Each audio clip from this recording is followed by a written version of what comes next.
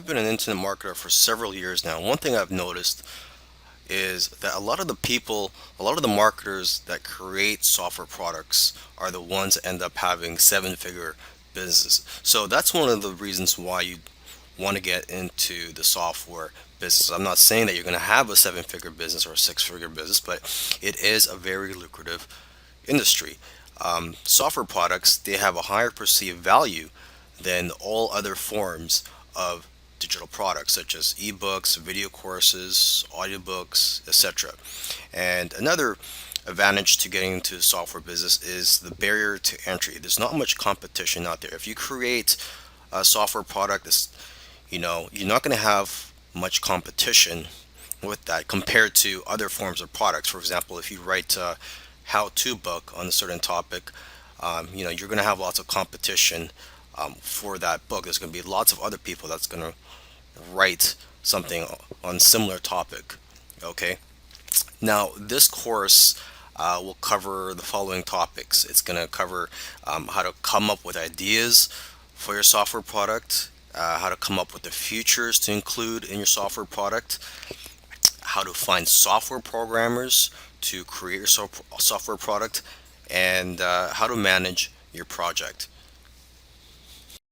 Coming up with ideas for your software. So before you create a software product, you need to know what it's going to bring to the table. You need to know what problems it's going to solve, because that's what what software tools do, is that they solve problems or potential problems. Okay, so first let's start with ourselves. Okay, do you have a problem in your business or personal life that can be solved with a software tool? Because let's face it, if you have a problem, I'm pretty sure there's going to be other people out there with similar problems as you. Okay, so your problem is not unique to yourself. You must also know your target audience that you plan to sell your software to. So basically, it comes down to two things.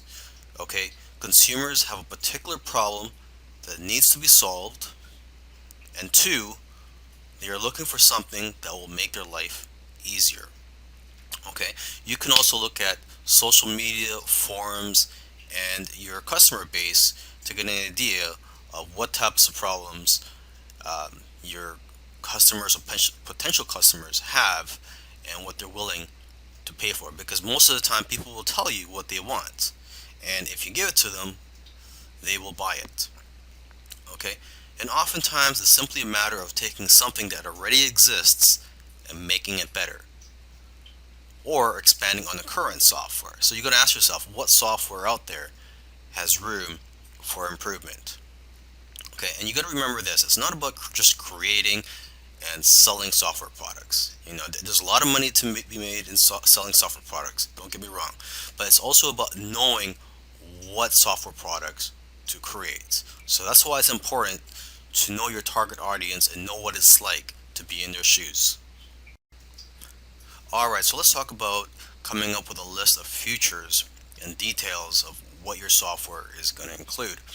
Okay, you got to remember to keep it simple though, because it's not about how many fancy features and buttons that your software has. It's about how the software can benefit the user. Okay, because sometimes it's the most simple software that can become a best selling product.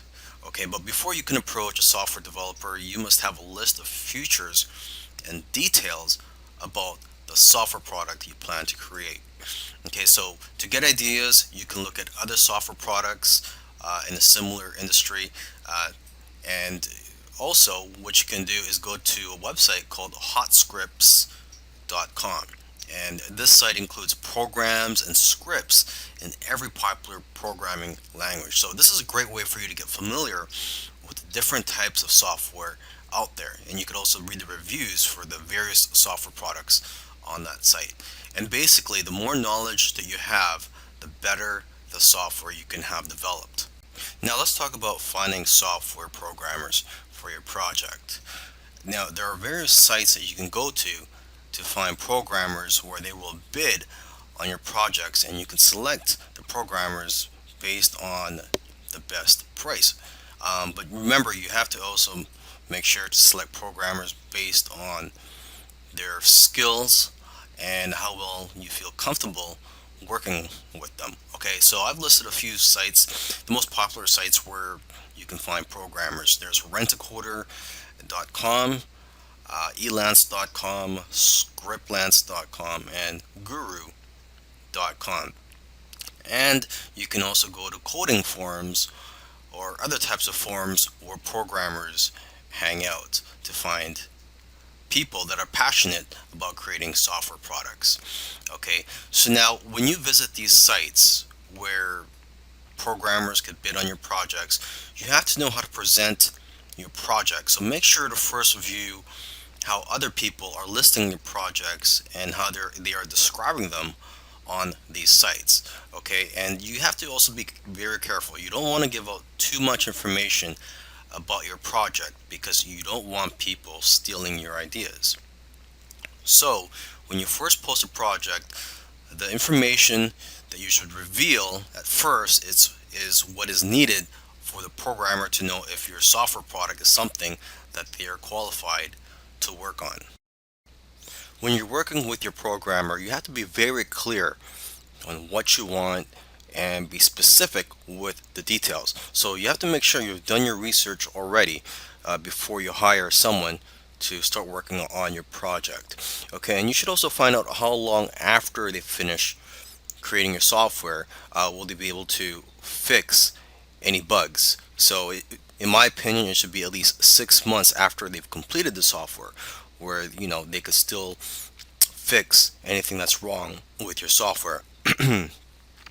Another thing you want to do when you're creating a software product is not to just outsource everything to the programmer and then just be hands off. I mean, you really have to get involved and get your hands dirty if you really want this to be a successful software product. Okay, and instead of just telling them to just create your software product, you should break it down into smaller tasks so that it's easier to work on, and it'll be better for you to basically monitor the progress of your software product. Okay, so for example, you can have weekly or bi-weekly tasks or goals for them to complete to make it easier for you to manage this project. Okay, and you could also encourage your programmers or coders by giving them bonuses for doing well on some of the tasks that you give them. Okay, and you also want to let your programmers know ahead of time what your budget is so they know what to expect. And so with that being said, you shouldn't pay by the hour because it's hard to track the actual hours that they work, and that only encourages people to take their time on your project.